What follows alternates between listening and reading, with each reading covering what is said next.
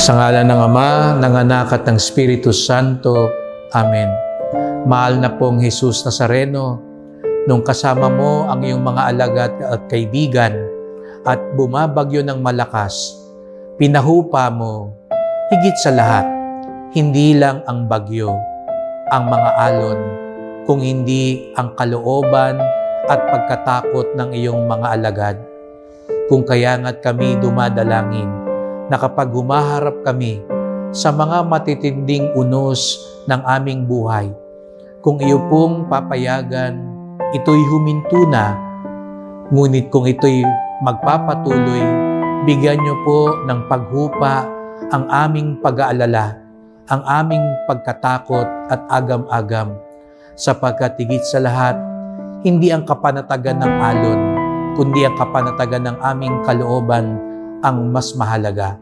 Ito'y aming dasal sa iyong matamis at makapangyarihang pangalan, sa ngalan ng Ama, ng Anak at ng Espiritu Santo.